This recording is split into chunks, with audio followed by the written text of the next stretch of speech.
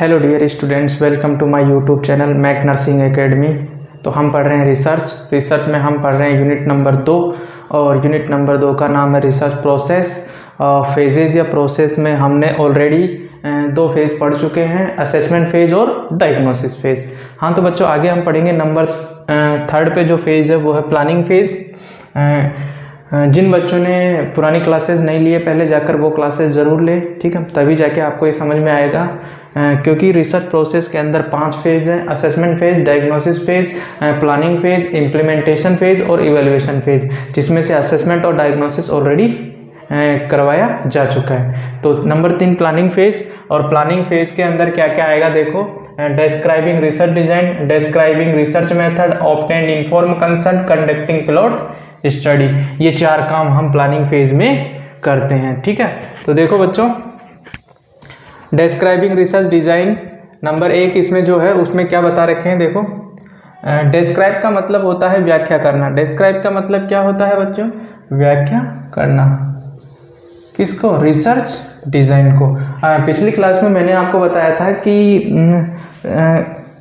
Research design तैयार करने से पहले हाइपोथेटिकल कंसेप्चुअल फ्रेमवर्क तैयार किया जाता है, ठीक है, और उसके बाद में रिसर्च डिज़ाइन बनाया जाता है और रिसर्च डिज़ाइन को फॉलो किया जाता है पूरी रिसर्च के अंदर, ठीक है। तो इसमें देखो नंबर 1 है research design includes experiment, survey, documentary, historical design. Research design में क्या क्या चीज़ें शामिल होगी? मोस्ट ऑफ द बात करें तो एक्सपेरिमेंट इसमें मेन रहेगा। रिसर्च डिज़ाइन मोस्टली 3 प्रकार की होती है। जो आरडी होती है, आरडी बोले तो रिसर्च डिज़ाइन, वो मोस्टली 3 प्रकार की होती है। 3 में एक तो नंबर 1 एक्सपेरिमेंटल, नंबर 1 क्या बोल रहा हूँ मैं? एक्सपेरिमेंटल। नंबर 2 की बात करें नॉन एक्सपेरिमेंटल, ठीक है, और नंबर 3 में क्या बोल रहा हूँ? Quasi experimental. Quasi experimental. Experimental में क्या होता है कि जो सिचुएशन होती है, सैंपल के साथ कुछ भी अगर हम एक्सपेरिमेंट कर रहे हैं या डेटा प्राप्त कर रहे हैं तो उस पूरी सिचुएशन में क्या होता है? कंट्रोल्ड हमारे हाथ में होता है। नॉन एक्सपेरिमेंट में जो कंट्रोल्ड, ये तो हमारे हाथ में होता है, यानी कि रिसर्चर के हाथ में। और इसमें जो कंट्रोल्ड होता है वो कंप्लीटली किसके हाथ में होता है? नेचर के हाथ में। किसके हाथ में होता है बच्चों? नेचर के हाथ में। और क्वासी में क्या करते हैं? यूं बोले कि 50% रिसर्चर के हाथ में और 50% नेचर के हाथ में होता है, ठीक है। तो ये रिसर्च डिज़ाइन का पैटर्न होता है। और रिसर्च डिज़ाइन में और भी कई चीज़ें होती है, जिसमें सर्वे बता रखा है, डॉक्यूमेंट्री, हिस्टोरिकल, इस प्रकार से रिसर्च डिज़ाइन कंडक्ट होती है। ये इसमें इसकी जानकारी इन्होंने दी है। आगे हम बात करें तो an experiment examine how a treatment और stimulation affect the study. Experiment में क्या बताया जाता है? एक्सपेरिमेंट रिसर्च डिज़ाइन में ये बताया जाता है कि किस प्रकार से जो ट्रीटमेंट है और जो स्टिमुलेशन है वो अफेक्ट करता है किसको? सब्जेक्ट को, ठीक है। फॉर एग्जांपल के लिए बात कर लो कि कोई रिसर्चर या कोई रिसर्च हो रही है, उसमें सैंपल रहेगा। सैंपल कौन रहेगा? सैंपल रहेगा वो व्यक्ति। कौन रहेगा? पर्सन। सैंपल कौन रहेगा? वो पर्सन रहेगा, ठीक है, जिससे हम डेटा लेने वाले हैं।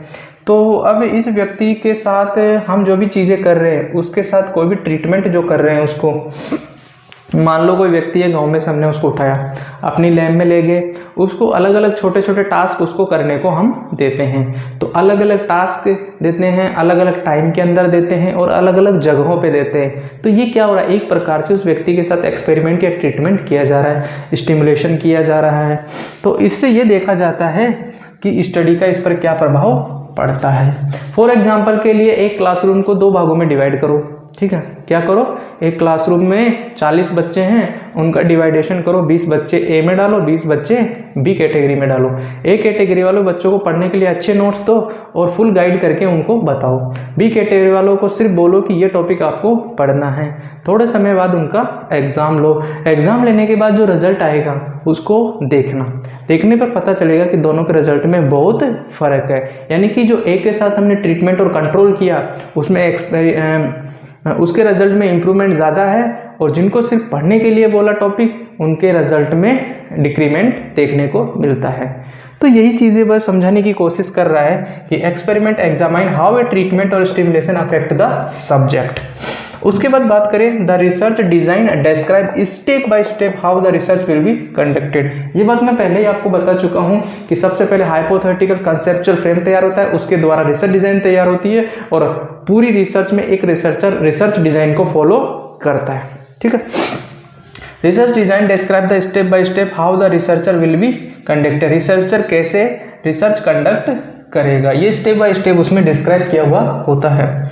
आगे a survey is a research design that use questionnaire and interview method. Survey जो होता है, एक छोटी सी बात बोली है इसने, जो यहाँ भी लिखा हुआ है, ये देखो सर्वे एक रिसर्च डिजाइन है ना, और that use questionnaire and interview method. इसमें क्या क्या मेथड यूज किए जाते हैं, ये बोल रहा है कि रिसर्च डिजाइन में सर्वे मेथड एकमात्र ऐसा मेथड है जिसमें क्वेश्चनेयर और इंटरव्यू मेथड यूज किया जाता है। क्वेश्चनेयर में क्या होता है, क्वेश्चनेयर एक कंप्लीटली क्या है, रिटन मेथड है, क्या है, और इंटरव्यू क्या है, एक ओरल मेथड है जिसमें आप फेस टू फेस या टेलीफोन के द्वारा क्वेश्चन आंसर कर सकते हो किसी सामने वाले पर्सन से। लेकिन क्वेश्चनेयर में इंटरव्यू में और क्वेश्चनेयर में क्या रहेगा, रिटन मेथड रहेगा। इसमें प्री प्लान क्वेश्चंस का सेट रहता है और व्यक्ति को इसका भर के देना होता है। ठीक है, तो ये तरीका रहता है डाटा कलेक्ट करने का। ठीक है, कुछ बेसिक ये नोट्स आपने उतार लो, कोई दिक्कत नहीं है। ये पहला डिस्क्राइबिंग रिसर्च डिजाइन, ये इसके 4 पॉइंट इसमें आएंगे। कुछ बेसिक चीजें मैं आपको बताता हूँ। ठीक है, देखिए कैसे आप पॉइंट्स को याद रखना। जैसे मान लो कि एक पर्सन है, वो क्या करना चाहता है, रिसर्च करना चाहता है। तो रिसर्च करने के लिए सबसे पहले वह क्या करेगा, प्लान में हम क्या मानते हैं, कंसेप्चुअल फ्रेमवर्क वैचारिक है। ये अभी कच्चा जिसको बोलते हैं, कच्चा प्लान जिसको बोलते हैं, वैचारिक है। उसके बाद में रिसर्च डिजाइन, पूरी डिजाइन में इसमें लिखा होता है मेथड्स, वे, थ्योरीज, कंसेप्ट, जो भी चीजें हम कंडक्ट करने वाले हैं वो इसमें सब कुछ आ जाता है। ठीक है, पहली बात तो ये है। कुछ बातें जैसे हाइपोथेसिस है, हाइपोथेसिस को क्या करना होता है, एक टेंटेटिव रिजल्ट होता है। ये हाइपोथेसिस क्या होता है, टेंटेटिव रिजल्ट होता है, जिसको रिसर्च के द्वारा क्या करना होता है, प्रूफ करना होता है।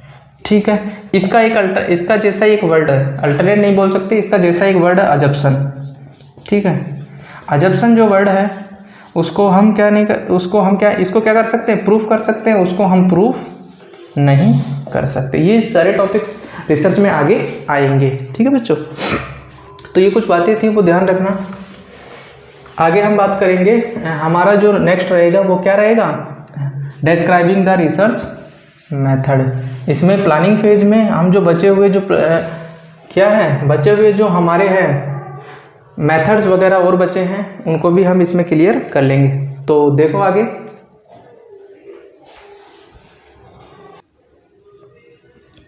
हाँ तो बच्चों आगे देखते हैं describing research method. Describing research method में क्या बताया गया है, देखो इसमें कुछ चीज़ें बता रहा है, सैम्पलिंग बता रहा है और मेथड्स बता रहा है डाटा कलेक्शन के, और एनालिसिस और इंटरप्रिटेशन बता रहा है। ठीक है, तो सैम्पलिंग की प्रोसेस सिंपल है। सैम्पलिंग के लिए हमें क्या चाहिए होती है, पॉपुलेशन। सैंपल कौन होता है, वह व्यक्ति। सैंपल कौन होता है, वह व्यक्ति जिससे हमें क्या लेने होते हैं, डेटा। ठीक है, पॉपुलेशन के बाद टारगेट पॉपुलेशन। ठीक है, उसके बाद असेसिबल पॉपुलेशन। ठीक है, और उसके बाद हमारा सैंपल। तो ये सैम्पलिंग यूनिट पूरी है हमारी रिसर्च में। इसका पूरा डिटेल में एक यूनिट है सैम्पलिंग, उसमें देखेंगे आप। इतना देखो काफ़ी, इसमें भी यही बता रखा, देखो सिलेक्शन ऑफ स्टडी सब्जेक्ट या सैंपल, या फिर तीसरा नाम बोलूँ मैं, पर्सन, एक ही बात है। ठीक है, फ्रॉम कहाँ से, टारगेट पॉपुलेशन से। आगे डिटेल में जाएंगे तो हमें पता चलेगा असेसिबल पॉपुलेशन में से लेते हैं, किसमें, अंडर स्टडी में। तो सैम्पलिंग क्या है, एक प्रोसेस है। सैम्पलिंग एक प्रोसेस है जिसके द्वारा हमें जो डेटा देगा उस सैंपल का हमें चयन करना होता है। सेकंड बोल रहा है ये methods of data collection. Methods of data collection में ऑब्जर्वेशन में दो ऑब्जर्वेशन होता है, इंट्रोस्पेक्टिव और एक्सट्रोस्पेक्टिव। इंट्रोस्पेक्टिव वह ऑब्जर्वेशन होता है जिसमें व्यक्ति खुद को ऑब्जर्व करके बताता है कि मुझे ये समस्या या तकलीफ है, ठीक है, मुझे ये जानकारी, मेरे बारे में ये जानकारी है। और एक्सट्रोस्पेक्टिव वह ऑब्जर्वेशन है जिसके द्वारा हम किसी व्यक्ति पर वॉच रखते हैं, नज़र रखते हैं और उसकी जानकारी निकालते हैं। उसके अलावा हम बात करें क्वेश्चनेयर। क्वेश्चनेयर मेथड मैंने आपको पहले ही बता दिया, रिटन मेथड है, प्री प्लान्ड है, क्वेश्चंस का फॉर्मेट होता है जिसको भर के सैंपल को या सब्जेक्ट को हमें देना होता है, ठीक है। उसके अलावा ये इंटरव्यू है, ये क्या है, इंटरव्यू है। तो इंटरव्यू के बारे में क्या है, इंटरव्यू ये क्या है, रिटन मेथड, अभी थोड़ी देर पहले ही बताया है मैंने। ये क्या है, ओरल मेथड, इसमें क्वेश्चन पूछा जाता है फेस टू फेस या टेलीफोन के द्वारा। उसके अलावा मेजरमेंट, मेजरमेंट एक पैमाने होते हैं, जैसे तापमान नापना हो, बीपी वगैरह, ये जो भी चीज़ें मापनी होती है ये सब मेजरमेंट में आ जाता है, ठीक। तो ये डाटा कलेक्शन के तरीके हैं 4। उसके अलावा रिसर्च मेथड्स को डिस्क्रिप्शन में तीसरा काम हम करेंगे, analysis and interpretation of the data. जो भी डेटा रहेंगे, यानी कहने का मतलब जो है, जो एनालाइज इंफॉर्मेशन रहेगी, ठीक है, उसमें से कितनी हमारे काम की रहेगी और कितनी नहीं रहेगी।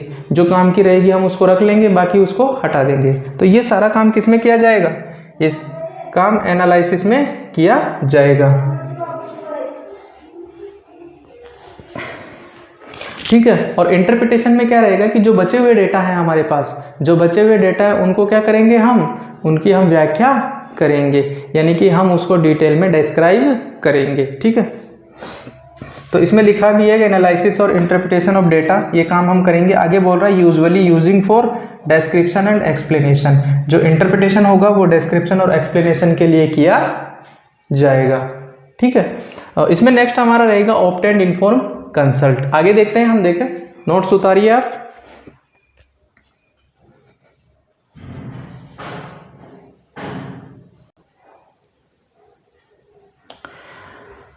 हाँ, तो आगे देखते हैं बच्चों, प्लानिंग फेज में ये चारों पॉइंट प्लानिंग फेज में है।